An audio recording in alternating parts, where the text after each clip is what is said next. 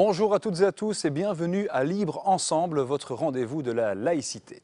Ils s'appellent Ismaël, Ben et Reda, trois jeunes Bruxellois qui ont décidé de partir en Syrie rejoindre les rangs des djihadistes. Cette histoire, c'est celle que nous raconte Ismaël Saïdi dans son spectacle Djihad, où il est question de radicalisation religieuse sur un ton humoristique et grave à la fois. Cette histoire, nous avons choisi de vous la raconter également à travers ce reportage qui s'intitule tout simplement Djihad, l'hydre à deux têtes. C'est réglé pour les billets. Moi j'ai capté. Donc les billets, c'est ok. Passeport? Ok. Valise? Ok. Le strict minimum, parce qu'on prendra tout là-bas. Hein. L'argent? Ben j'aurai demain comme prévu. J'ai hâte. Enfin, moi aussi. Yes. Machallah. Ah, vraiment vivement qu'on puisse tuer quelques mécréants. Hein. Ouais. D'ailleurs, je me posais une question, Ben. Ouais. Le mécréant, il ressemble à quoi? Parce que dans Call of Duty, les milles sont plus à nous, en fait. C'est trois mecs qui auraient pu être moi, qui auraient pu être mes potes, des potes que j'ai grandi, qui ont des vies normales. Il y en a un qui est fan d'Elvis et qui allait aux soirées avec Elvis. Il y en a un qui a fait des études, qui est ingénieur industriel, qui avait une copine. Il y en a un autre que moi j'interprète, qui avait du talent, qui allait devenir un grand dessinateur. Et à un moment donné, chacun dans sa vie a eu un élément fondateur du mythe, on va dire, de sa radicalisation, qui fait que ça s'est brisé. Et donc, ce sont trois parcours différents, parce que c'est aussi une réponse à tout ce qu'on entend dans la presse aujourd'hui ou dans les médias.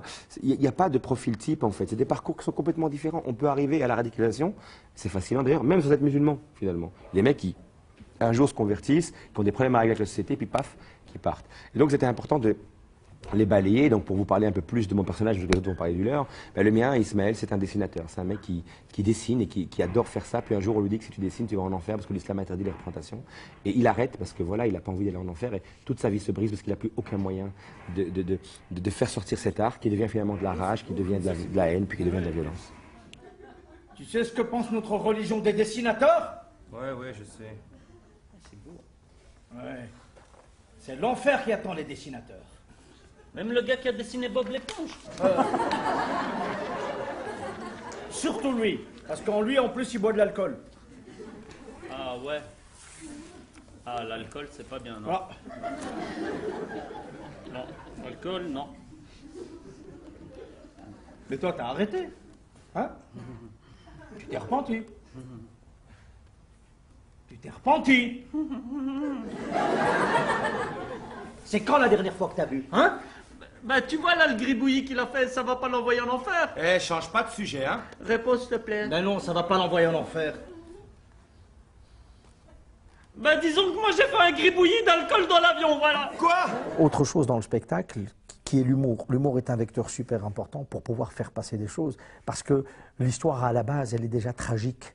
Donc on ne voulait pas aller dans le pathos. On voulait que les gens se disent tout simplement, ben voilà, comment trois gars, nés à Bruxelles, des Bruxellois, se retrouvent dans un pays en guerre qui n'est pas le leur, dont la culture est complètement différente de la leur, et dont ils ne parlent pas la langue. Tout simplement. Comment? Qu'est-ce qui s'est passé? Voilà. Ok, 1, 2, 1, 2, 1, 2. 1, 2, 1, 2, 1, 2. 1, 2. Commence par celui-là. Là, il est coupé. Hein.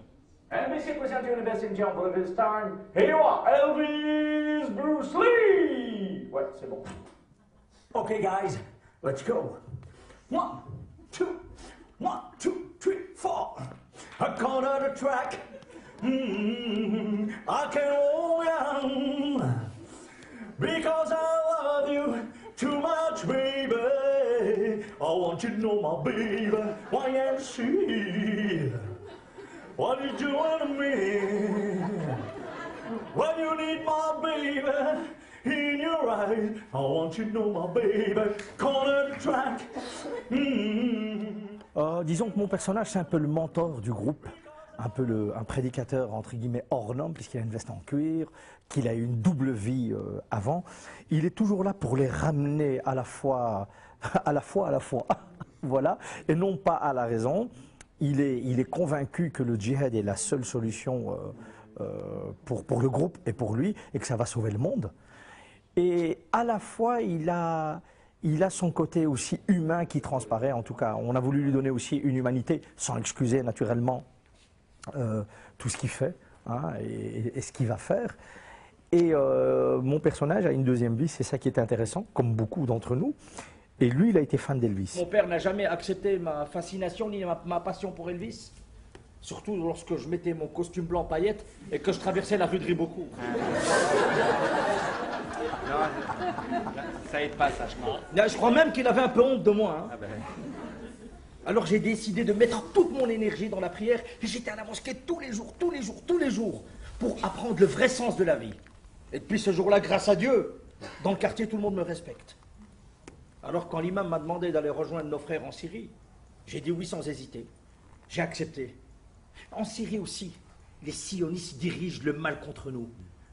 Et c'est comme ça que je vais racheter mes péchés. On ne peut pas laisser nos frères mourir comme ça sans rien faire. Je vais me battre pour les sauver. Et qui sait, peut-être un jour, Inch'Allah, mourir en martyr. Et peut-être qu'un jour, mon père sera fier de moi.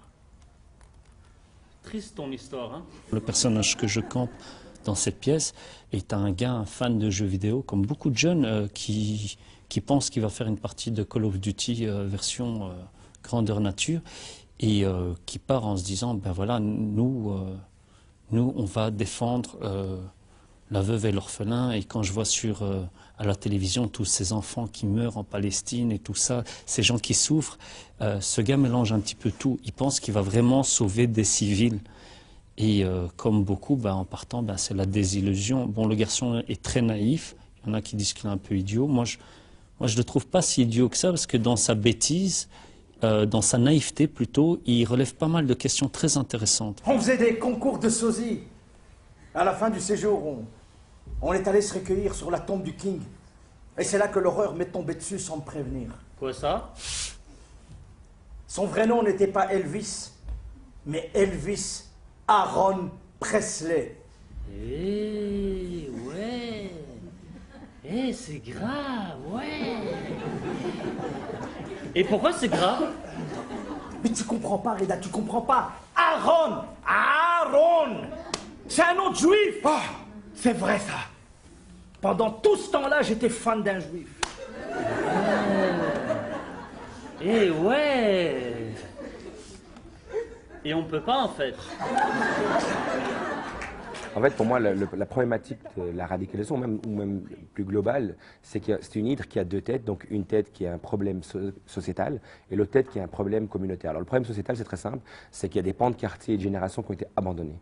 On les a laissés comme ça pendant des années pourrir entre eux, et quand tu pourris entre toi, tu vois rien d'autre que ça, et tu ne connais que toi, et c'est foutu. Ça, c'est ce que je reproche. Et la deuxième tête de l'hydre, c'est un problème qui est communautaire. C'est la pression de la communauté musulmane sur ses propres adeptes, en fait. Et on le voit dans le spectacle. On les empêche de faire tout ce qu'ils veulent faire.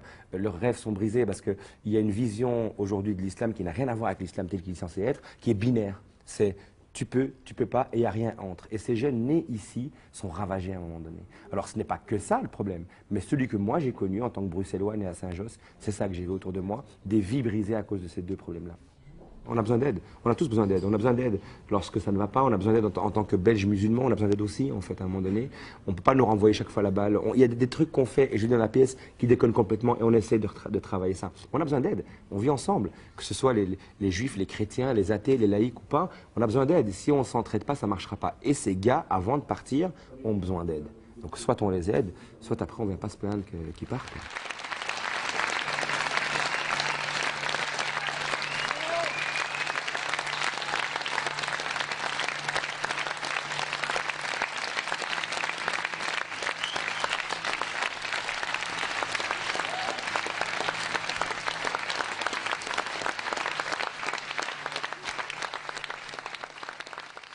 Voilà, signalons que Djihad est un spectacle qui a été reconnu d'utilité publique par le gouvernement de la Fédération Wallonie-Bruxelles et il se jouera un peu partout dans les mois à venir, à Bruxelles et en Wallonie. N'hésitez pas à aller le voir. Merci de nous avoir suivis.